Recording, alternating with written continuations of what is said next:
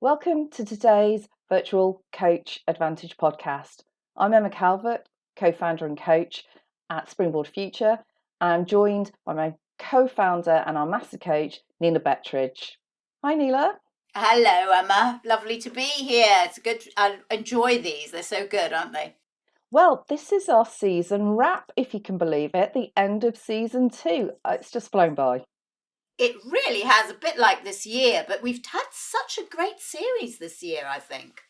I've really enjoyed it. And actually, what I wanted to do today, Neela, is I wanted to bring all of our topics together that we've done this season and just have a bit of reflection on it. But also, I think they have led us to a point to another topic, which is actually about high performing teams. And how you create high performing teams, what the ingredients are. And I feel like what we've been doing, unwittingly, might I add to our listeners and watchers, is actually peppering that through all of our podcasts up until now. Yes, absolutely. And yeah, definitely, totally agree with you. And I think bringing it all together will be helpful for our listeners. So my first reflection, Neela, is of a golden thread that I've seen since we talked to Ruth about becoming a leader or confidence. We heard it when we talked to Wayne Bowers about how if you're going to go to the board, managing that. We definitely I had a wonderful conversation with one of our coaches, Marie, about the power of difference, and we've also spoken with Peter Fay, another one of our coaches, about growth mindset. And the common thing that has come up in all of those conversations is psychological safety. And I think, we know, and we can, wax lyrical and talk about all the research about psychological safety, but it is the number one thing for high performing teams. You're not going to be a high performing team unless you have psychological safety, are you, Neela? Absolutely not. And it's so interesting, isn't it? Whether it's in diversity, equity, and inclusion, whether it's high performing teams, whether it's growth mindset, all of these different areas that we've been covering this season, psychological safety is present. And as we know, psychological safety is all about being able to make mistakes, that the a reasonable fear of failure rather than absolutely being terrified and actually not doing anything. And all of these things are the container, if you like, that successful companies have in order to create diverse teams, high performing teams, high performing leaders. And really that has been a common theme throughout our sessions this season. Yeah, and it came through really loudly for me on a couple of the sessions, and the growth mindset in particular, because we talked to Peter about the fact that in order for people to take more risks, they have to feel safe, and we need people to take more risks and to be learning and growing, because that is how as companies evolve. Well, it's how companies are going to evolve and how they're going to stay relevant, as well as us as individuals. Completely. And I think we're in a very particular time in history, aren't we? Where Mm, many organizations are going to have to adapt quite significantly. There are many challenger brands out there, challenging everything from banks to insurance to you name it, as well as really what's being presented to us through climate change and how we're going to have to respond to that. So that whole piece around growth mindset and how you really encourage people to take a growth mindset so that they really step into the leadership that's required and the innovation that's required. It's an interesting one. You create appropriate psychologically safe environments that people can flourish in, but also where they need to know where the boundary is. Because obviously, what you don't want is people going off, completely off at tangents. So it's a very fine balance for a leader.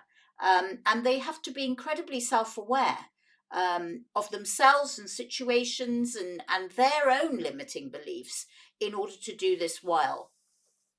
let's talk about, as a leader, your own limiting beliefs, because again, we talked about some of that both with Wayne and with Ruth about, when you're stepping up. But actually, if we put it in the context of high performing teams, if we're hampered as the leader by our own limiting self beliefs, that again is going to impact our team's ability to high perform, isn't it?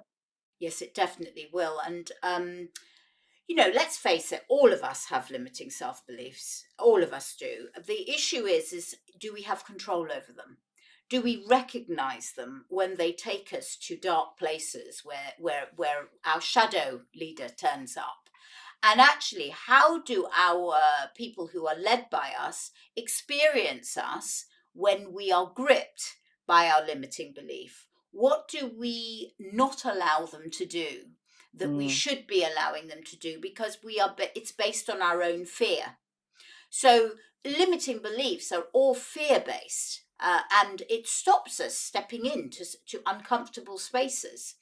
Now, they also keep us safe, these limiting beliefs. So it's actually being really self aware on when a limiting belief is keeping you safe, but actually when it's holding you back, and therefore your team is being held back. So a lot of the work that we do as coaches has to be first around self awareness, then into the growth mindset, and onward on how to create really high performing teams.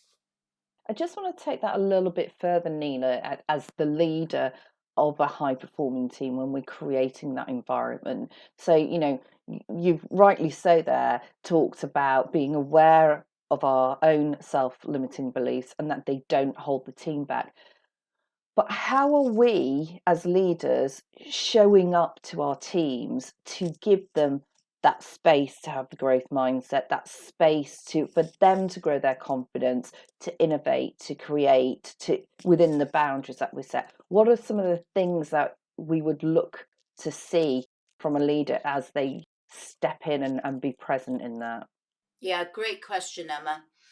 I really think that it is the ability to actively listen, to be absolutely present in every sense of the word, to have very clear vision on where you want to be going, and where you need to take the team, and to be able to hold boundaries appropriately Mm, and be able to communicate that to the people who work for you or work with you. I think those for me are the four very key ingredients. And when I see leaders who really are very good at this, you often find their teams perform brilliantly. It's not that they don't have problems, it's not that life isn't tough and they still got, a lack of time and all that sort of thing. But when they're with them, they have this ability to ground and to properly listen. And actually, what we're talking about here is allowing the team to, well, encouragement and expectation of accountability of each and every member of the team, but also allowing them the space to speak up without fear of retaliation. And so it starts with the leader with those qualities, and then it rolls down to the team. There's a couple of things I want to pick up there. You reminded me, firstly, of a podcast that we did in season one on purpose. Yes. So, listeners, if you haven't listened to that, go back. You can find that on our website or on YouTube. Um, because being anchored, helping our people being anchored to the purpose and that vision, we talked about in that podcast being really, really important. Um, but you also talked about something that triggered, connected back to what you were talking about earlier, which is in that diversity and inclusion and equality space as well. And so I want to talk about that, and then I want to talk about an environment to speak up. But can we come back to this point about equality, and why, and diversity and all of that, and why that is so important in high performing teams, how that makes them high performing teams? Yeah. Again, a great question. Well, in order to have diversity of thought, there is an allowance of openness and curiosity about other people's points of view. And there is a lot of research around this. There's something that's gone out in our newsletter just recently, I think the Boston Group report from 2017, which actually looked at the difference between diverse teams and not so diverse teams and its impact on performance.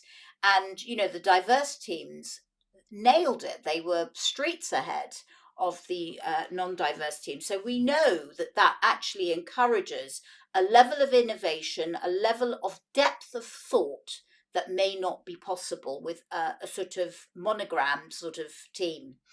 And I think that's something around the ability to challenge. We are also working in global supply chains where, we're working with all sorts of different cultures and delivering our products to all sorts of different regions of the world. So it makes sense to have people of very different views and places within teams. So I think that's the link really to diversity, equity, and inclusion. And the agenda really now is around diversity of thought. How do you incorporate that within an organization and tie in all that brilliant work that's happened over the years on diversity, including people, making sure there is equity in teams. But actually, there's a real link to innovation and business performance. Yeah, and I mean, you quoted the BCG research there, but for anyone else who wants to look at this topic a bit more, I love the book Rebel Ideas by Matthew Said. Yes. It completely talks to this, and he gives some great examples, and because he's such a great storyteller, of how having that diverse thinking actually gets the team there quicker and it gets them there better. So highly recommend that book to anybody who hasn't read it. Um, what are some of your final thoughts then, Neela, around the ingredients of high performing teams? Psychological safety, uh, being able to fail, actually something that we haven't talked about yet, but also how do they learn? So actually there's a real link about that. How does failure or experience get incorporated into learning? And Mm, who holds that within the team in order to take the team forward again? Real clarity of purpose, clarity of roles and responsibilities, and holding each other to account. Very, very important. And most important, respect. Respect for themselves and respect for the other. And that, of course, affects how people deal with any form of perceived conflict. That you can have difficult conversations with people, but if you do it with respect, then people can hear you and you can come to a conclusion on things. And I think that's what most people want from any sort of conversation and team. So, those really have been my real key reflections from doing the second series with you. and that respect and the things you're talking around this respect, is that going to make holding each other accountable easier? Absolutely. Because I know people struggle with that, don't they? They do because people get frightened of calling other people out, but it depends how you say it, doesn't it? And it depends what the container's like. And you also have to be very mindful about calling somebody out is not calling them out personally, it's calling them out on actually the deliverable and being able to really manage yourself on the tone, the language, the emotional space, and really keeping control of yourself on that so that you yourself are responsible. That I always love the transpersonal approach, psychological approach, where, I'm okay, you're okay. And I often think about that when I am having a conversation that could get difficult with somebody, to always remember that you have to treat them in the same way that you want to be treated yourself. And then you tend to have a good conversation.